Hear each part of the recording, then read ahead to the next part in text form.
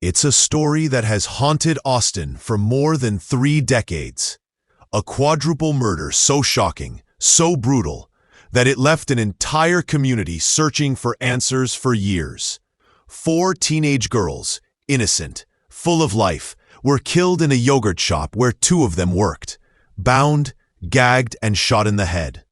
The building was set on fire, destroying evidence and shattering the sense of safety in this tight-knit community.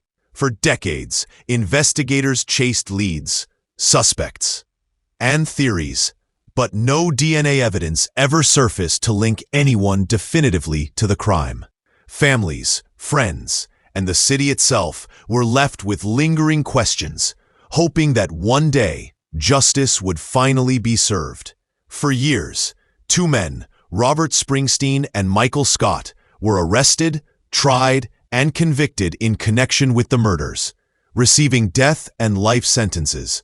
But their convictions were later overturned. One of the most critical reasons? No DNA evidence tied them to the scene. The truth, it seemed, remained elusive, leaving the case cold and the victims' families without closure. The murders became infamously known as the Yogurt Shop Murders, a grim chapter in Austin's history that refused to be forgotten. Then, decades later, a breakthrough arrived, one that would finally turn the tide in this long unsolved case. DNA evidence, preserved and painstakingly analyzed over the years, has linked a new suspect to the murders: Robert Eugene Brashers. Brashers, who died by suicide in 1999, was no stranger to violent crime. Years before the yogurt shop murders, he had been convicted of attempted murder after shooting a woman in the head in 1985. He was sentenced to 12 years but served only 3, a decision that would later weigh heavily in the minds of investigators and the public alike. Authorities believe that Brashers was a serial predator, a man with a dark, violent history who had eluded justice until now. The revelation is chilling. It confirms what many hoped but feared was impossible: that the true perpetrator was someone whose violent past had gone unchecked and whose crimes extended far beyond Austin. DNA linked Brashers not only to the yogurt shop killings, but also to a series of rapes and murders in Missouri, South Carolina, and Tennessee. Among the victims were a mother and daughter, showing a disturbing pattern of violence. This discovery has reopened the wounds of a city that has lived with grief, anger, and unanswered questions for more than 30 years. The story of Robert Eugene Brashers reads like a nightmare that never ended. After his release from prison in 1989, Brashers' violent tendencies escalated. In 1999, he became the center of a harrowing standoff with police at a Texas motel.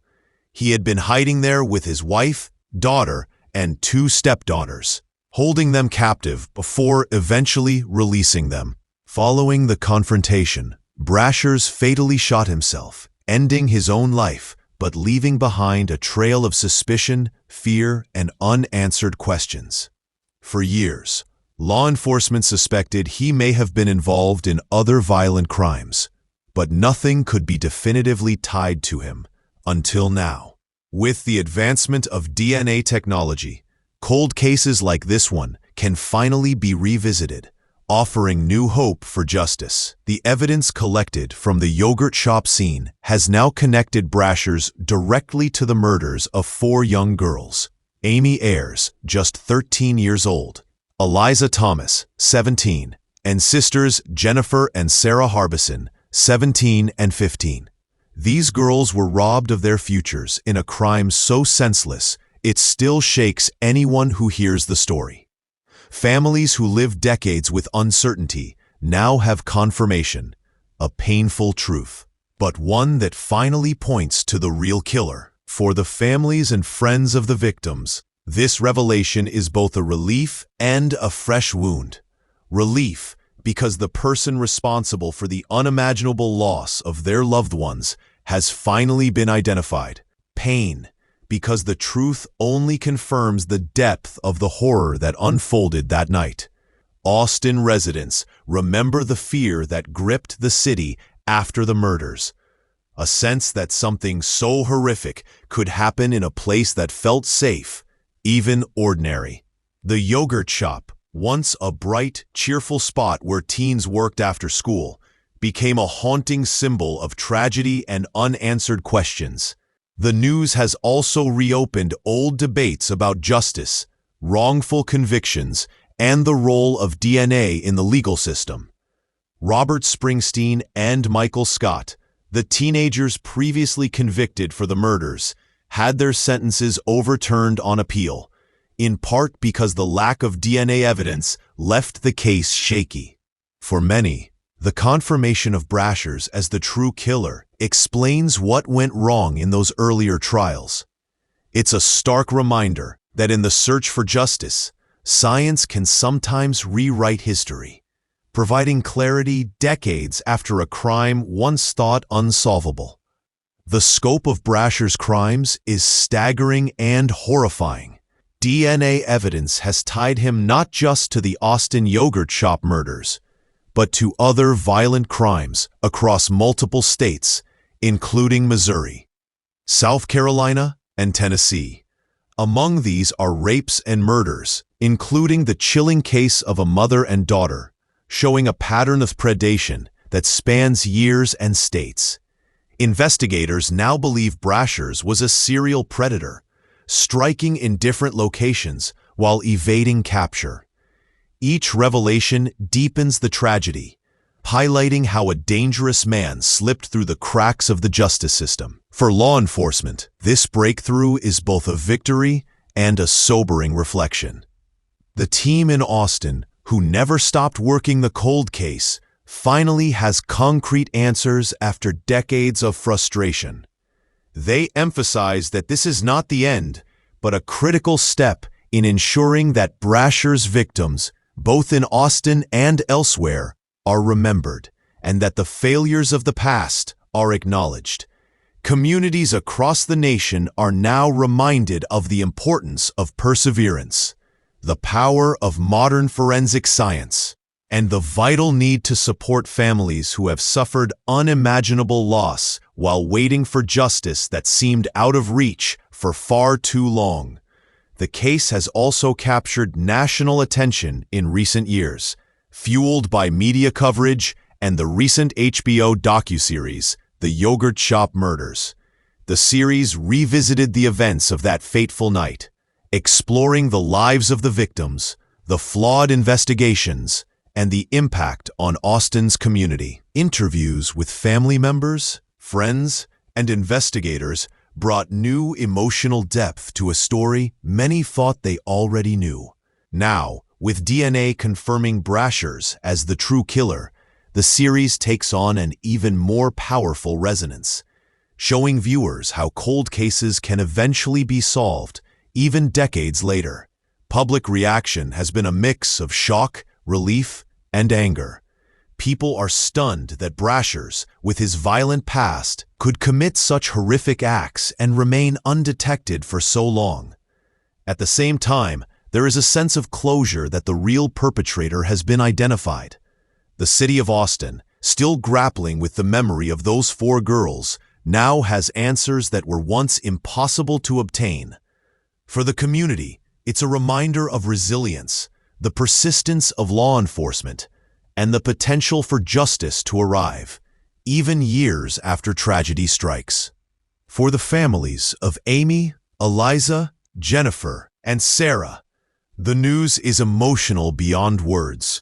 Decades of uncertainty, of unanswered questions, and quiet anguish have finally led to a moment of truth. While nothing can bring back their daughters, nieces, or friends, knowing who committed these heinous crimes brings a sense of closure. Law enforcement has emphasized that the investigation continues, as they gather and review all evidence tied to Brashers' other suspected crimes. The upcoming police conference will discuss how this new DNA evidence fits into the broader picture and what steps will be taken to ensure that all avenues of justice are explored.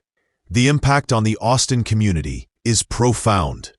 Neighbors, friends, and fellow citizens reflect on how a single tragedy can reverberate across decades, shaping a city's collective memory. The case also serves as a stark reminder of the importance of cold case units and modern forensic science. Each breakthrough like this not only solves a crime, but also honors the victims, showing that persistence, diligence, and advances in technology can finally reveal the truth, even when it has been hidden for decades. As this long, painful chapter comes to light, the story of the yogurt shop murders serves as both a warning and a testament. It's a warning about the dangers of unchecked violence and the tragic consequences when the justice system fails to act swiftly. It's also a testament to the dedication of investigators who never gave up, to the families who held on to hope, and to the power of science to finally reveal the truth. While Brasher's death means he will never face trial, the confirmation of his guilt ensures that the story told for decades is corrected, and the memory of the victims is honored. The community continues to mourn, remembering Amy, Eliza, Jennifer, and Sarah, not just as victims, but as vibrant, beloved young girls whose lives were stolen far too soon. Their story will live on, reminding everyone of the importance of vigilance, justice, and compassion. The resolution of this cold case is a small measure of peace in a long, dark story, showing that even after 30 years, truth has a way of finding its mark.